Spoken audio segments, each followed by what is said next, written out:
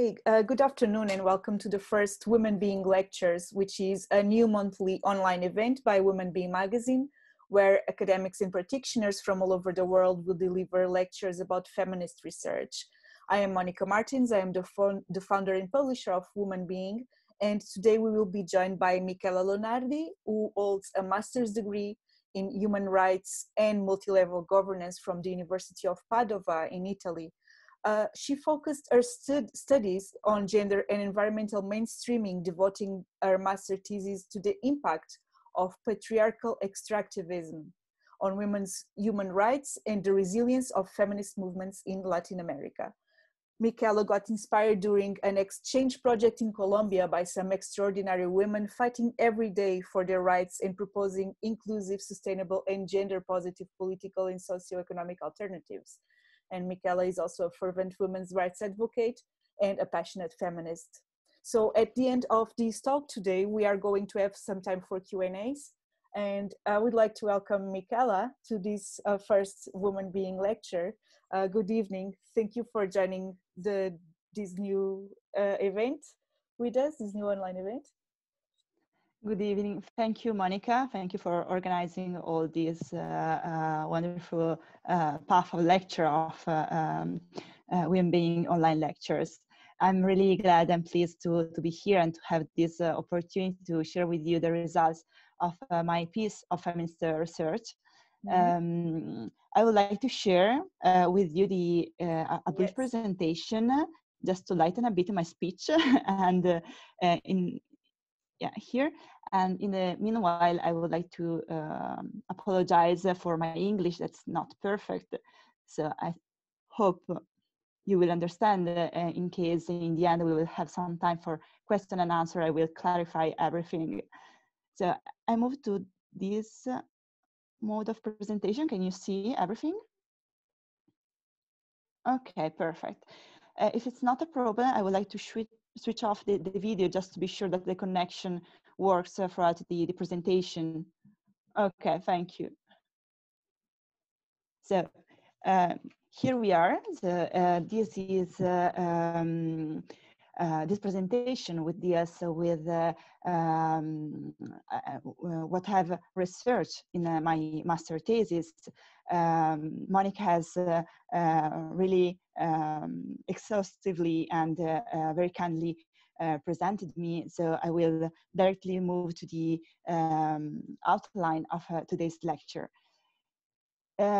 Just a brief info. My presentation will contain many quotes from women human rights defenders, because they do not only are perfect ways to provide an effective on-the-ground perspective, but as human rights advocate, I think that this is a good way to raise their voice and advocate their rights. So I think it's a good way to pass them the mic somehow. So this is the overview of today's lecture. We will focus in the beginning on the concept of feminist concept of cuerpo territorio, which literally means body territory. This concept will be the fil rouge throughout the whole presentation, and it has a twofold meaning that we will understand throughout the whole lecture. In the first part, we will analyze how capitalism and extractivism are related to women's subordination and the reinforcement of the patriarchal structure of power. And we will see which are the impacts on human rights, and especially on women's human rights, because the aim of my research project was to analyze and understand the disproportionate impact that extractivism has on women and girls. Then we will move forward and we will see this new wave of feminism that is arising throughout the Latin American and Caribbean region, and we will understand how these movements are organizing and how and which proposal are they advancing. We will end with the case study of Colombia, and in the end, we will have time for questions and for sharing also ideas, opinion, and so on. So as I said, the main concept that will guide us today is the concept of cuerpo territorio. This concept has been advanced and promoted by many feminist movements in Latin America, and it has somehow been the glue among different currents of thought. Indeed, these feminism that are rising in the region are enriched by voices of indigenous, Afro-descendant, and peasant women that, despite their differences and their different experience, also of discrimination, violence, and so on, they share the recognition of the strict interrelation between women and territories. In my research project, I have analyze different waves of feminism and different currents of thought, among which geography feminism, decolonization feminism, communitarian feminism, and ecofeminism.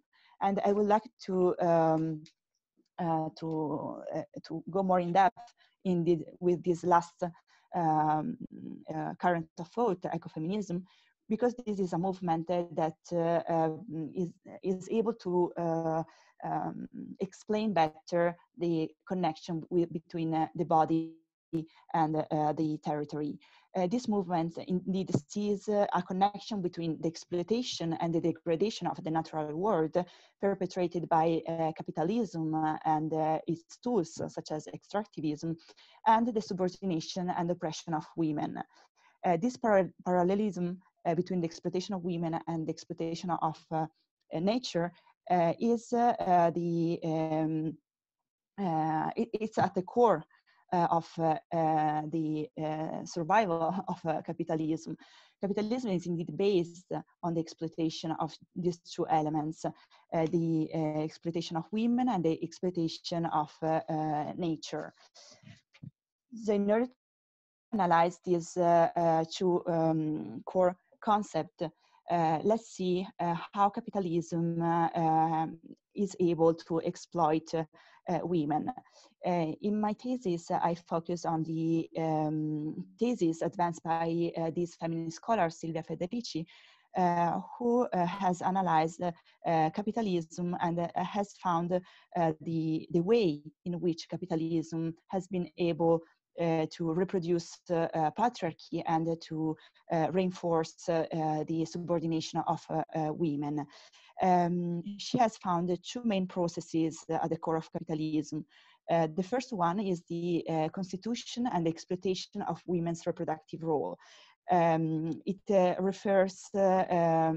refers to how capitalism has been able to impose on women the work of reproducing individuals to fuel corporations' bottom lines. Capitalism has also been able to assign to women the task of caring about relations, caring about food production, housework, emotional work, all those caring activities that are within the caring activities, the domestic work.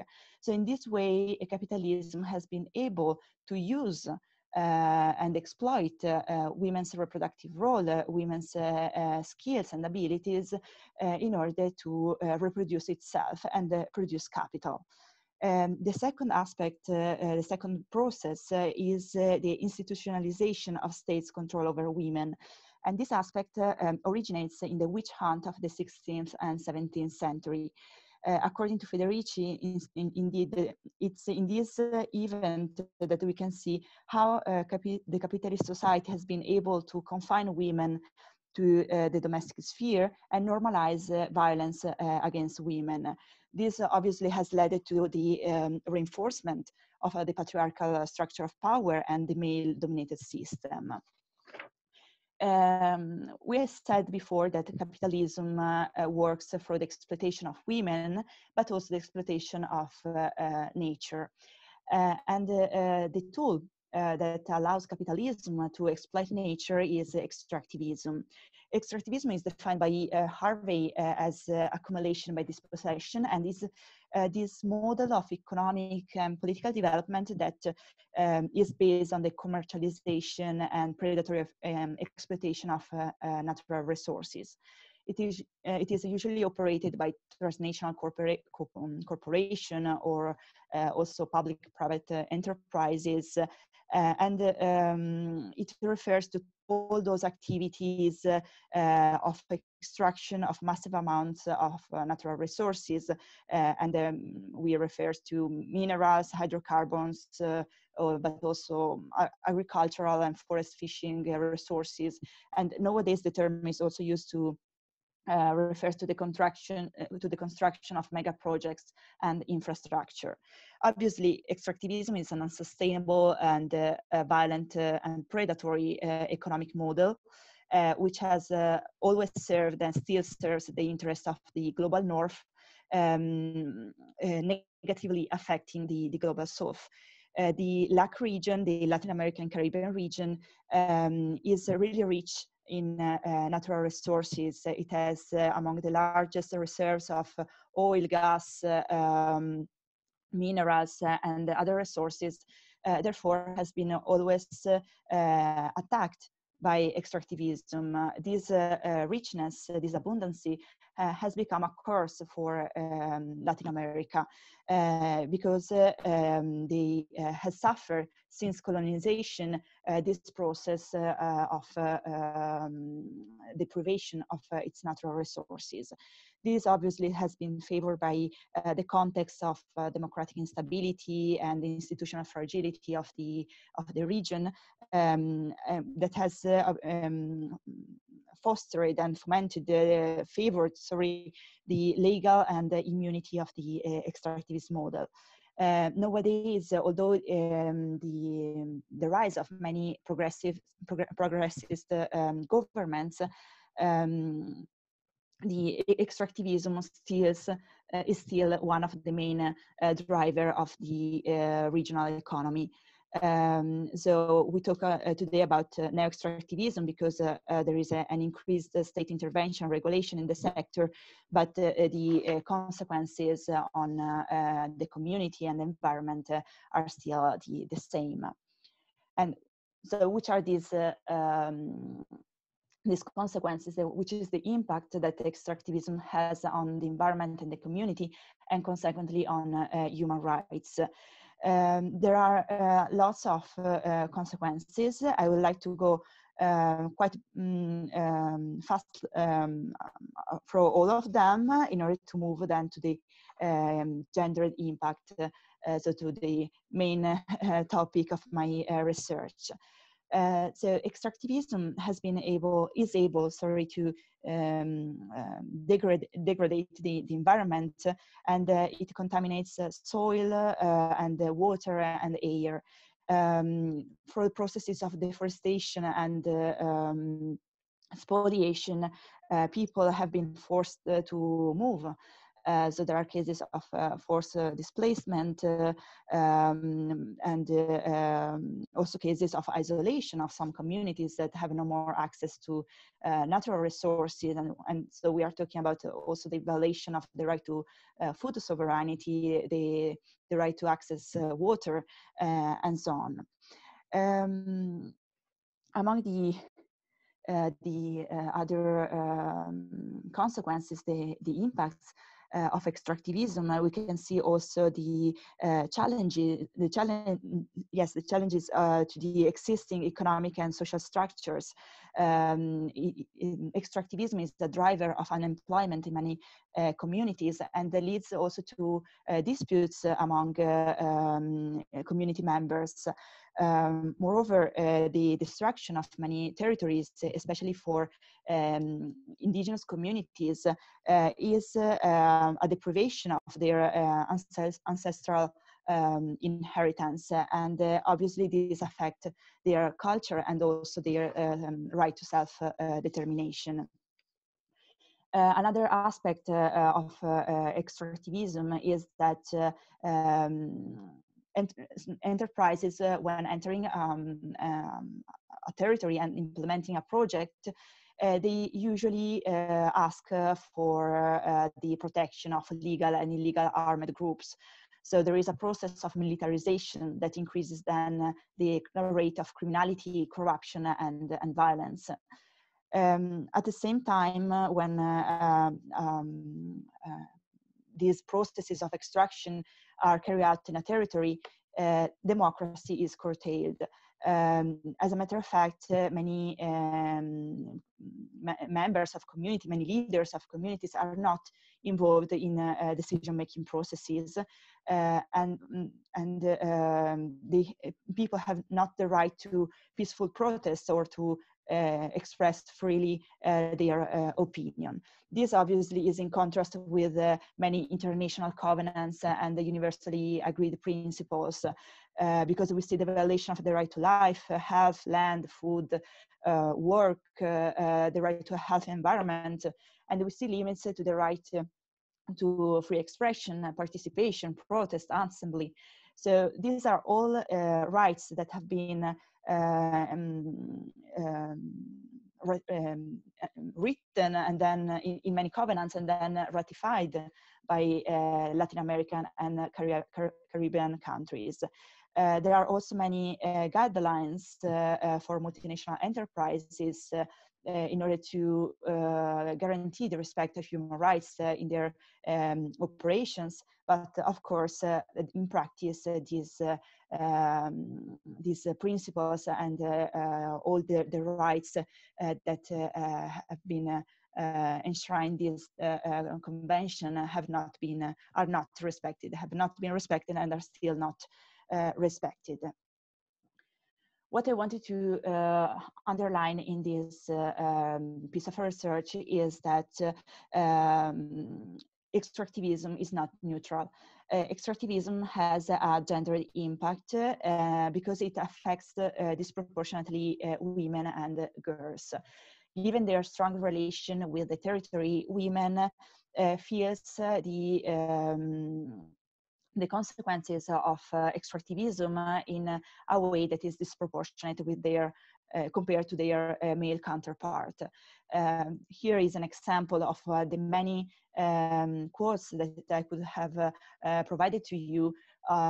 This is a testimony of a human rights defender that says, who says that what the land experiences, also women experience the same in these territories. Because they feel all their activities are often related to the territory. They are those that are involved in agriculture, in food collection, water collection, in helping the ill people. So they take care of the community, and once the environment is spoiled or deprived of its natural resources, of course their role within the community changes, and they see the deprivation of their human rights, fundamental human rights. Through an extensive literature review, I have collected all the main consequences of extractivism and the main rights that extractivism violates when we talk especially about women. This system indeed affects multiple dimensions of women's body territory, because it fosters a process of repatriarchization and masculinization of territories. For example, the corporal dimension of women is affected.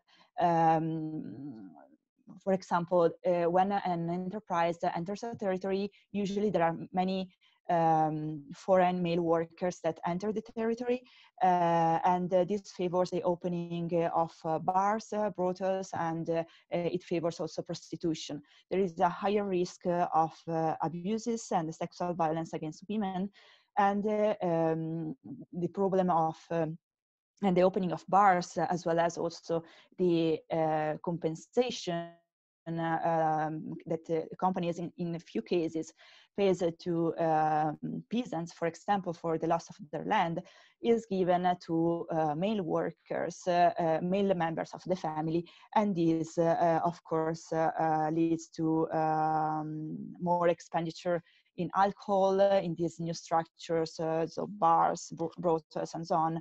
So there is an increase also in intrafamiliar physical violence. Then also the economic sphere is affected because, as we have seen, capitalism is able to reproduce patriarchy and to relegate women within the private sphere. As I said before, women are not provided with the compensation for land loss because in many cases they are not entitled, or they are not a breadwinner. In other cases, they, of course, lose their the possibility to survive with their economic activities because the extractivism and its practices have deprived them of the means of subsistence and the means for their production activities. So they lose this income, and this leads to that phenomenon that is called the feminization of poverty. Another sphere that is affected is the cultural sphere, especially for indigenous women. The territory has a strong relation with their culture, with their ancestrality. So an affection of the territory and it is an affection of their role, since they have to preserve the culture. And this leads to an affection also of the right to self-determination.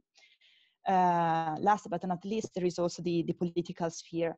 Women see the violation of their right to participation. They are not entitled to enter the public sphere.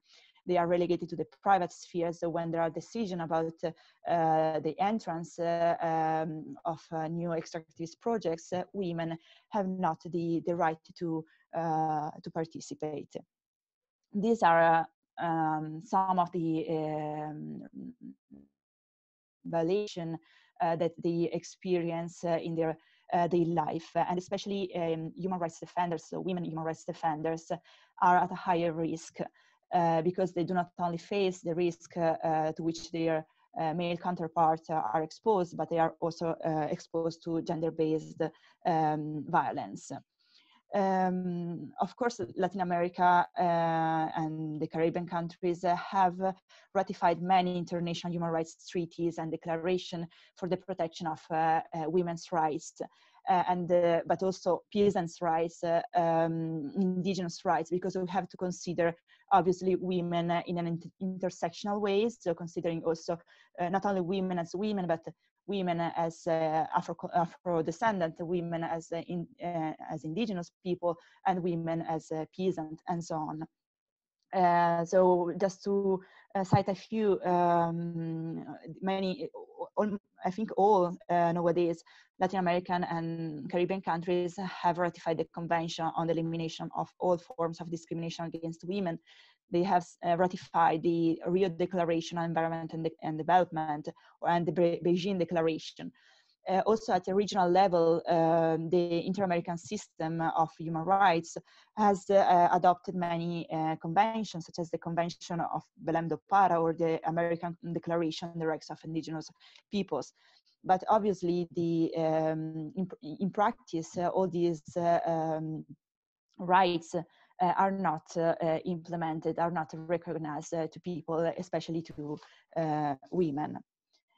But despite this attack against their body territory, women today have taken the lead. Women have been able to raise their voice and organize themselves to resist subjugation. And this has fueled the explosion of many socio-environmental conflicts throughout the region.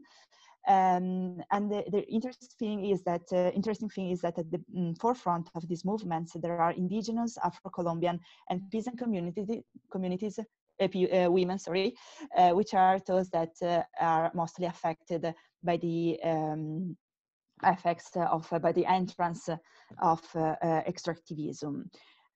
These women and these new movements have been able to aggregate at local, national, and regional level, and they have been able to create networks and in many cases also exit their geographical borders.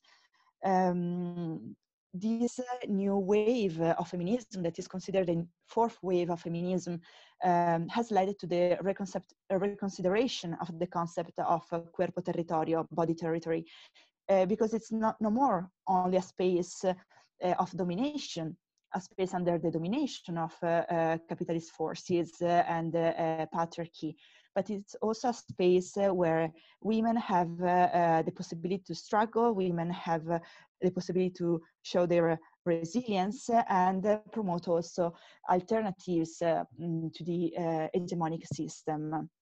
So women nowadays throughout Latin America are not only struggling to defend human rights and the environment, but they are also proposing political and socio-economic alternatives based on a feminist and communitarian perspective. They are building new agendas based on anti-racist, anti-hegemonic, anti-capitalist relations, and for example, in the political space, they promote horizontal and participatory spaces. And as regards socio-economic alternatives, they promote models that are based on the defense of the commons and the promotion of an inclusive and sustainable development. An example is WomenBeing, which is grounded on the principle of social solidarity, shared reproduction activities, and the production and the protection of nature. So we now move to the case study of Colombia. I've chosen this case study not only because I had the opportunity to visit Colombia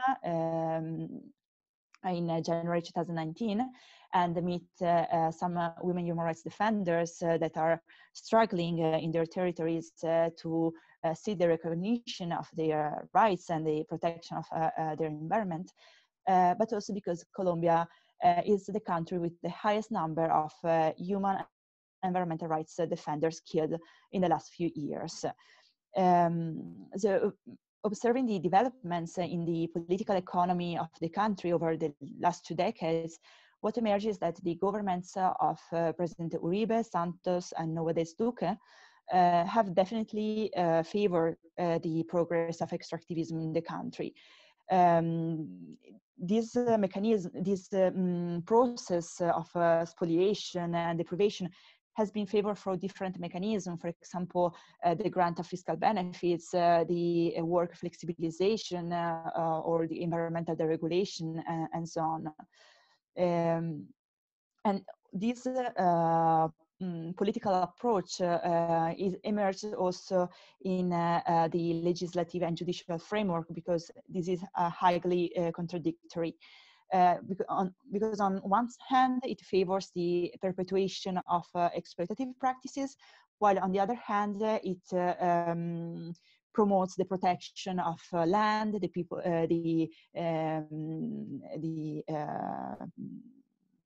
and promotes the people's rights to participation in processes of free, prior, and informed consultation. So this situation, this condition, and considering also that Colombia is exiting more than 50 years of wars, of civil war that has marked the country until 2016. Obviously, the situation is really difficult, and even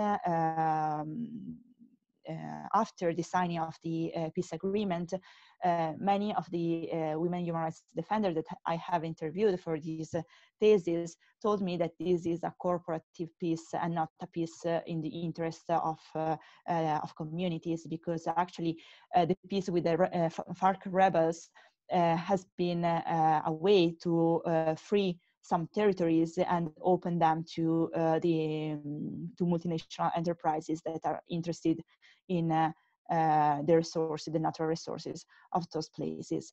So obviously there are many actors throughout the country that are interested in these territories and in the exploitation of natural resources. This has led in these years to an exploitation, an explosion and a breakout of many socio-environmental conflicts. Yesterday, I looked into the data provided by eJolt, this platform that collects the socio-environmental conflicts throughout the world, but across the world. But in this case, I looked for Colombia, and nowadays there are 129 socio-environmental conflicts throughout the country. In this situation, human rights defenders are at a particular risk. As I said, Colombia is the country with the highest number of human rights defenders killed in the last few years, especially after the signing of the peace agreement. In 2018, they were 126, 2019, 106, and in 2020, although this data is from another source, we have the data from January to June, and they are already 138, the human rights defenders killed in Colombia.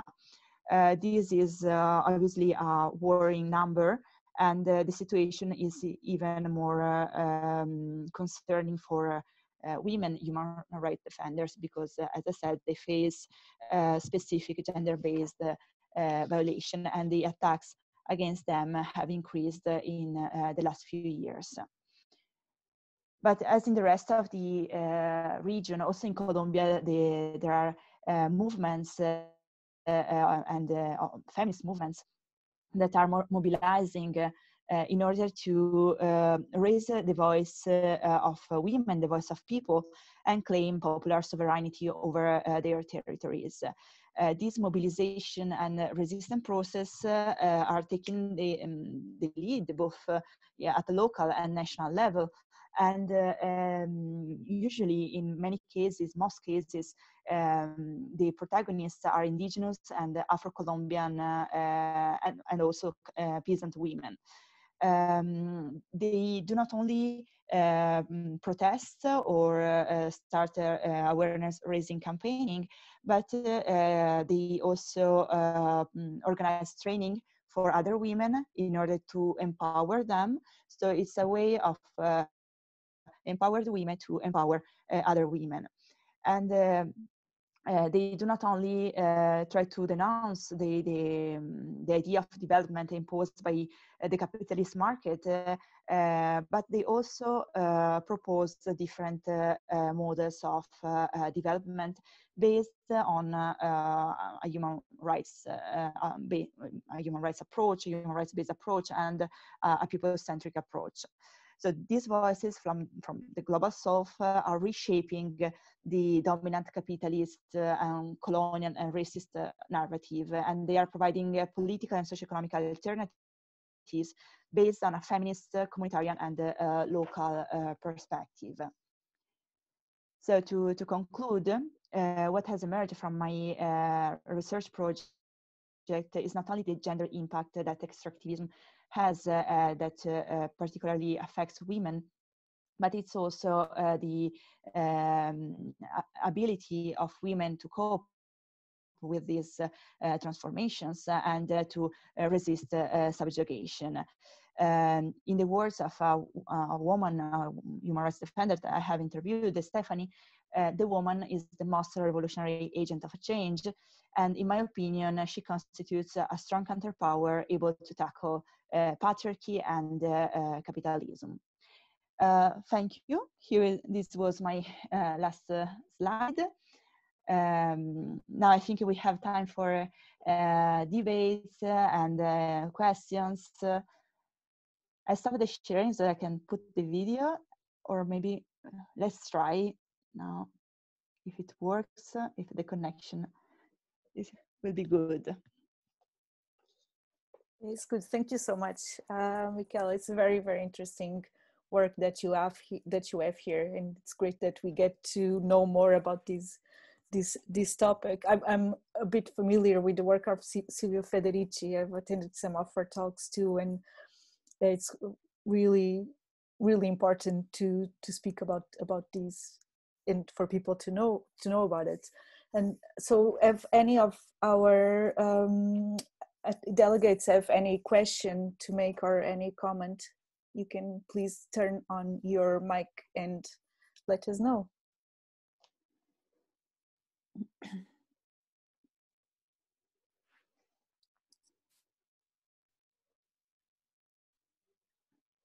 Okay, no one would like to make any questions. Okay, so I will make one. What you were in Colombia while you were doing this research, so you obviously got to meet people there and speak about all this and see it yourself. Oh, just there's a question here. Okay, yes, please, you can. Okay. I was in Colombia for an exchange project, and during this visit, I had the opportunity to meet social leaders and women human rights defenders. They have incredible stories, and I have been able to write down their stories in my thesis, because I wanted to give them more space, as much space as possible, because I think that this on-the-ground perspective is important to better grasp the reality of Colombia. Because, for example, I've started this idea for the thesis before going to Colombia, and once there, I completely changed my mind, in the sense that everything that you can read about the topic is often not the reality. Wants to speak with this woman that face the condition and the violation of all their rights. You really understand which are the implications of extractivism. So it has been a really enriching experience, and this is why I think that being in contact with the protagonists of these movements is really important for a researcher. Yes, I agree. We have a question, and then I'll make another one. So Max Besana is making the following question. Wants to ask you if he says, I was wondering what was your direct experience in relation to female support outside the theoretical frame and the activists? Yeah, I'm trying to understand better the questions, because outside the theoretical frame and the activists, because I was thinking about the fact that the women empower women in organize many trainings, and this is something that was also the aim of the project that I went with in Colombia. So I'm really not sure to have understood in which sense, where I should, if I have a direct experience of female to female support, maybe outside the theoretical frame. Well, I've studied human rights, so I had the opportunity to know many people that share my same ideas and opinions, and they share this feminist approach to not only to research but also to life. We really somehow help each other and understand us, because it's difficult sometimes to make other people, especially non-female people, understand what we feel and which is our condition to pass this the message. I'm not sure I have an answer to the question, but eventually you can write some more and we'll try to explain better. I think my mic is working now. Can you hear me? Yeah. Good. My question is more, I mean, I understand what you're explaining. I have also direct experience with Colombia, and I wanted to ask you, what was your experience on how in everyday life this is being carried on? Because in my experience in Latin America, there is a theoretical framework. There is a lot of academics talking, discussing, and being very active. But when you actually meet the problems day to day in the small villages, which are remotely away from the big cities, the impact is different. And because you've been recently there, I was wondering, what was your feeling about it? How did you see that change? How do you see that happening? Okay, now I understand it better. Thank you. Well, yes, obviously in a small communities, it's really difficult to find that feminism that we conceive in Europe, for example. Because many of the leaders that I've met do not define themselves feminist, for example, but they are. And they decide also in many cases not to define themselves feminists because of the risk of stigmatization. So obviously in small communities there is still a strong patriarchal structure and patriarchal power that governs the relations and the minds also of women. Therefore, yes, for sure it's not already easy to find that feminism, that strong feminism that we can conceive. But there are some experiencing. For example, there is this group in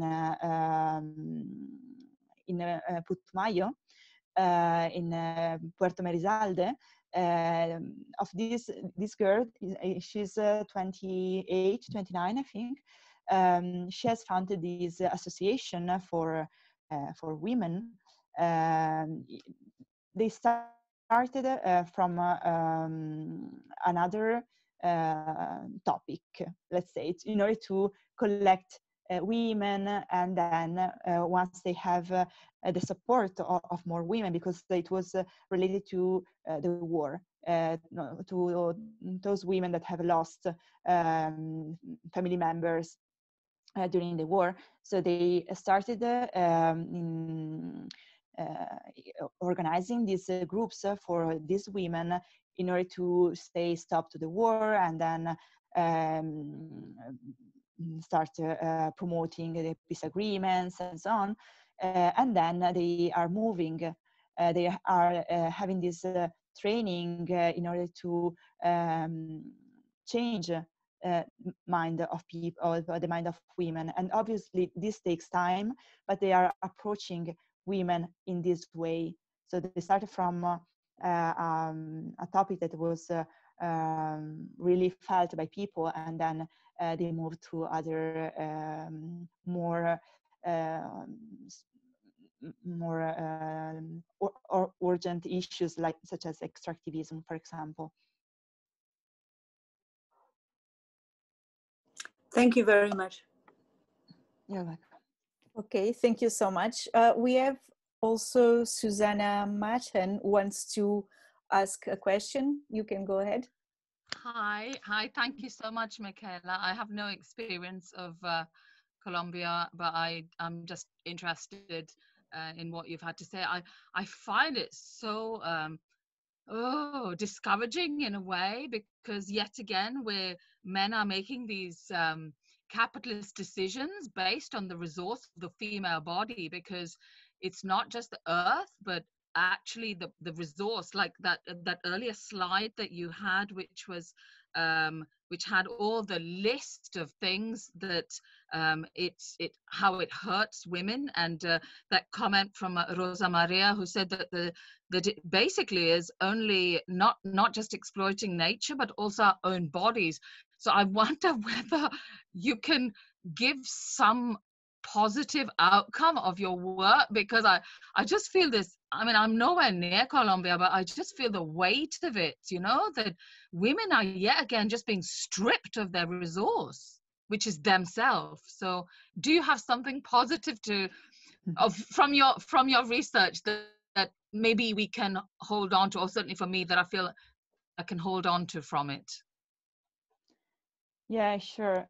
Thank you for the question. You're right. It seems that we are in this bad condition forever, but it's not this way. And the positive aspect of my thesis is that there are these feminist movements that are leading the way, and they are leading these mobilization processes. And probably it will take time, because capitalism is everywhere and is overwhelming.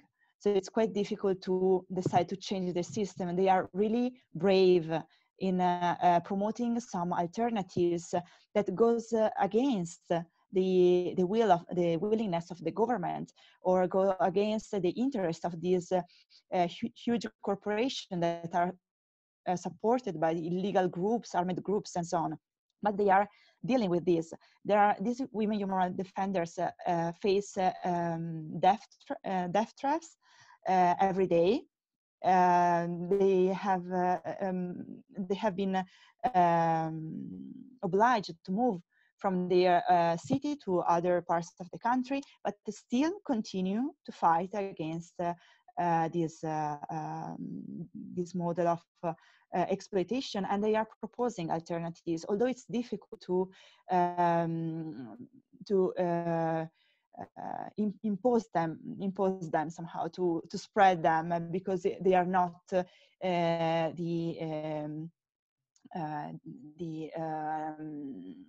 how to say that, the hegemonic way, the most dominant way. So to start something that is different, somehow it takes a long path, but there are good examples of successes.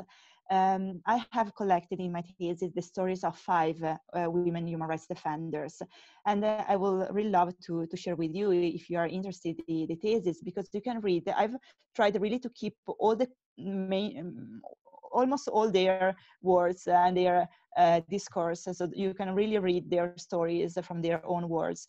And there are these experiences of these positive experiences. For example, there's this woman that, despite the difficulties of entering the public space, she has organized many mobilization processes, many campaigns. She has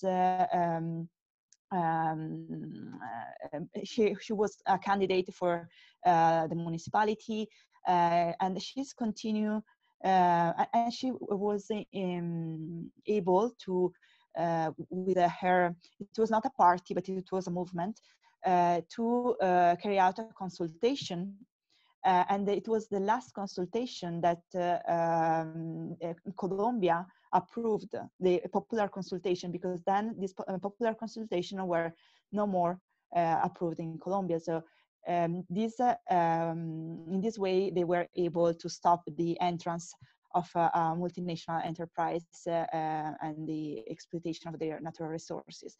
Then there are other stories of women that have started projects of awareness raising with other realities in order to prevent the exploitation of their territories. They prepare the community in order to be sure that once the enterprise will propose or will try to enter, there will be not only women, but the whole population at the front line in order to oppose this domination.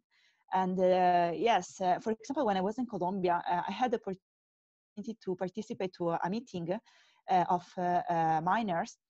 So it was a big event organized by women, led by women, but the participants were mostly men, because miners are mostly men.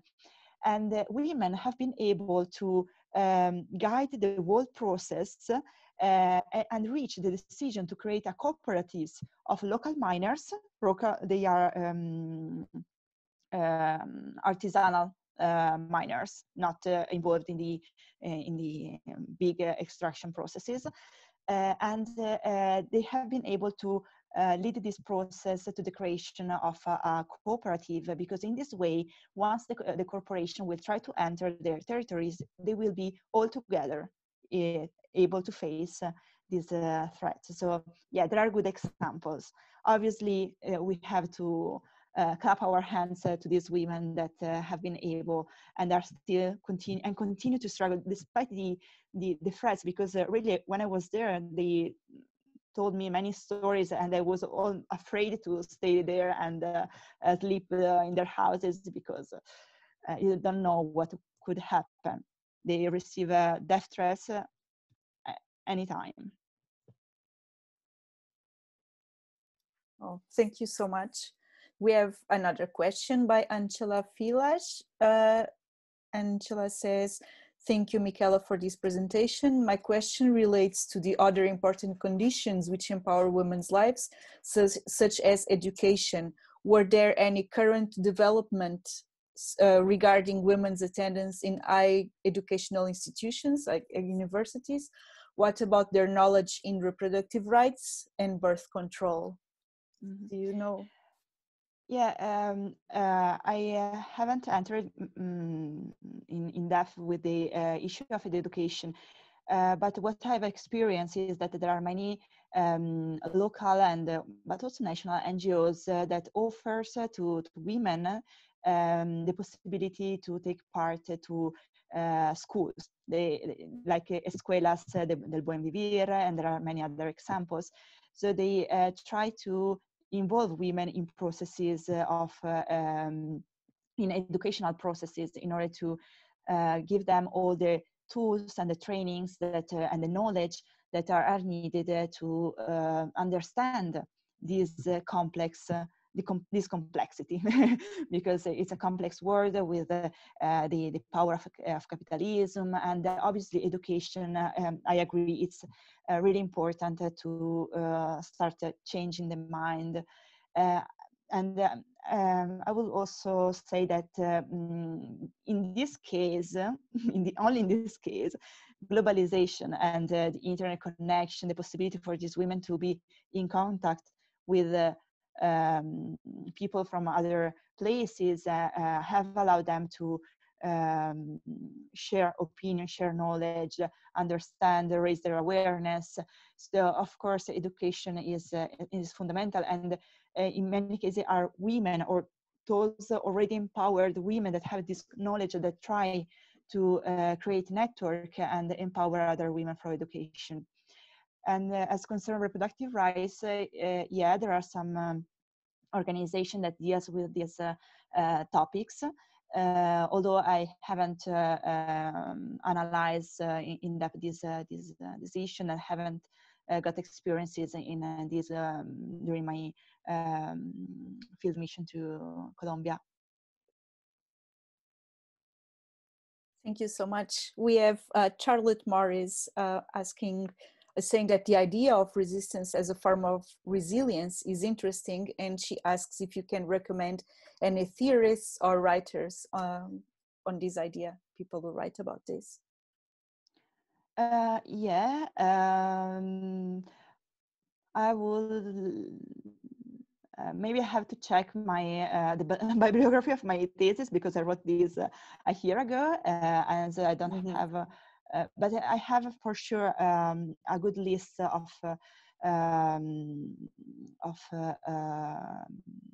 theorists and scholars that have written something about this topic, and mostly about feminist resistance and these feminist movements that are arising nowadays in the LAC region. Unfortunately, I think most of them are write their projects and their thesis in Spanish. So, but maybe there are some translation. I'm not sure because I use many Spanish sources for my thesis. But I can provide them. Obviously, there is also my email address. So if you have any question or any request, feel free to write to me, and I will try to provide you everything possible, because I think that this is a good experience to exchange knowledge also, and train ourselves, because we can learn a lot also from this feminism from the South and from all of us that are attending this first online lecture. Yes, that's great. You can also share it with us at WomenBeing, and then I can send it to everybody if that's okay, or as you wish. Sure. I had another question too. So in terms of like support to these people from the government, can like these activist groups influence policy and like any actions from the government or not? In Colombia, in the situation, it's quite difficult for these movements being able to enter the decision-making processes at a political level. They have been involved in the peace processes. The peace processes of 2016 have been sponsored and promoted as the best model of peace agreement in the world. Also, there was Turkey that was looking to replicate this model, because it allowed many people, community, women, above all women, to take part to these processes. But now with the new president and although also with Santos, the situation was not much better. The involvement of communities in these processes is really limited. It's a democracy, but it's mostly, I would say, a dictatorship, and it's quite difficult to make the voice heard, because the government has strong agreements with in this the industrial sector. So they have a strong alliance, and obviously multinational enterprises have also lobbying strategies, and they are able to corrupt the country. Colombia is one of the countries with the highest corruption rate, and yeah, but there are some improvements at the local level, at the municipality level. There, women have been able to enter the municipality council, for example. There have been, I think last year, many women and also human rights defenders that have been nominated as mayors of their municipalities. So there is something that is moving from the bottom, and this is always positive. Yeah, that's good to know that we start like to see change, and that's really important. Will you have like the possibility to publish apart from with WomenBeing, of course, to publish your findings, the findings of your research, or? Yeah, okay, I decided not to publish my thesis. I can share it with whoever wants to go more in depth with the topic. Then I have published an article with the Human Rights Center of Padova. Is an excerpt of my thesis. In the PowerPoint there is the link, so I can share this with all the participants, not a problem. Okay, I cannot move back in the slides. It was here at the beginning. Yeah, here you can find the link to the article. Now I'm involved in some new initiatives, so I'll probably continue sharing the findings of this piece of research. That's great, because it's really, really important work. And what would you say that we, like people who are not doing research in this topic, but this is something that obviously doesn't get into like mainstream media, or like we don't, people know what's going, what that something goes on, but like here in the West, like in Europe, it's like we don't really speak about these topics, and it's extremely important because it's also related to us and to our actions, so they are directly affecting the lives of these people. Do you think that in which ways we can, I don't know, raise awareness about like what's going on, apart like from having like experts speaking about it and all that? Any other ideas? Yeah, sure. I think that, yeah, I agree with you that it's quite difficult to share these findings, but it's not finding. Also share these experiences of women like us in another territory outside the research field, the scholar field. I know it's quite a challenge.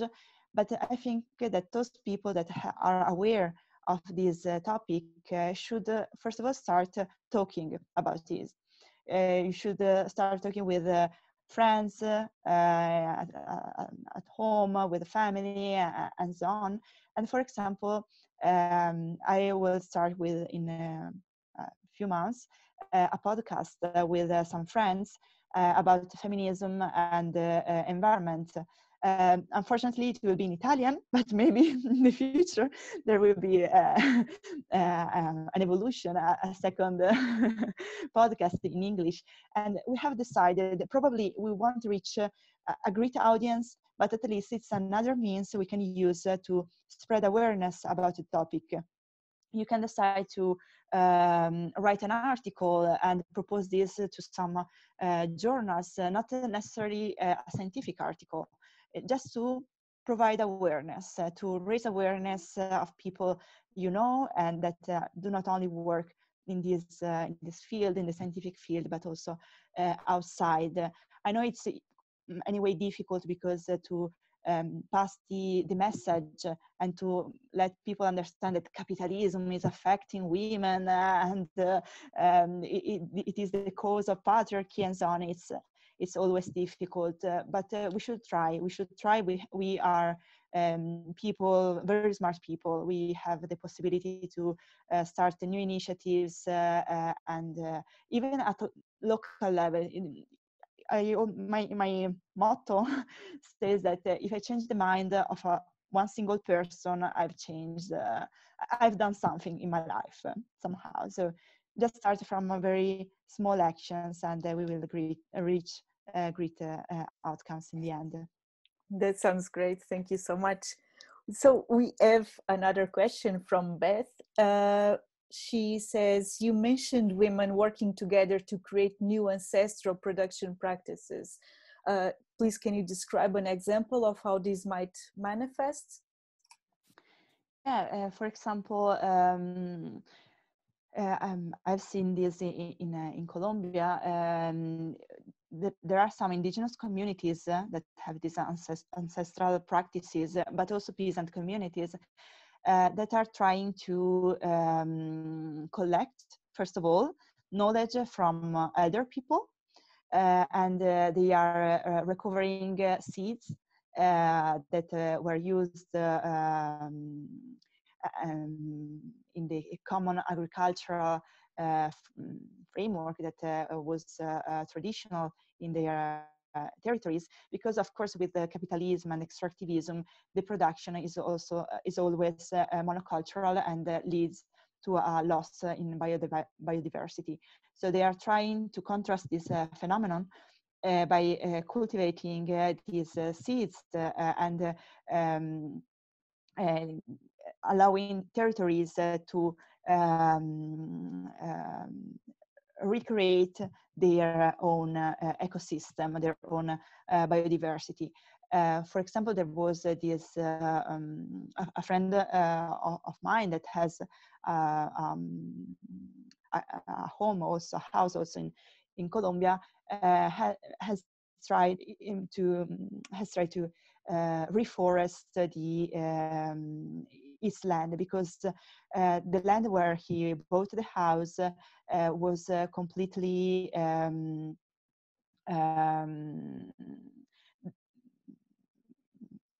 suffered deforestation practically. So there was a great loss of biodiversity and also loss of water sources. So he contacted a biologist, and he tried to recreate the same ecosystem. So now it's like 5 or 6 years, and there is water now. There are sources of water that had disappeared before, and also the fauna and flora are developing as they were before the extractivist practices and this deforestation took place. So yes, in the case I've seen, there are these huerta comunales that are vegetable gardens, usually organized by the community and managed by the community altogether. They share these spaces because they consider them commons, so goods that are for everyone, for the whole community. And they use these seeds, and they try to recover this ancestrality, also the ancestral practices. So they start collecting information from either people or studying, obviously, books or something else about their land, and then they started these projects. They are on a small scale, but they are working. Thank you so much for sharing this information. Beth is also thanking you. Well, if no one else has more questions, I would first like to thank Michela for sharing this information with us today. It was really enriching, and yeah, I'm very thankful for having you as the first guest of the WomenBeing lectures. Thank you everyone else who attended too for being here. And we will have another lecture in February. And if people who attended today would like to stay up to date with all our news and events of WomenBeing, visit womenbeing.co.uk or follow us on social media at WomenBeingMag. So thank you so much, everybody. And until next time. Thank you. Thank you. Thank you, Monica. Thank you to all participants. Goodbye. Bye.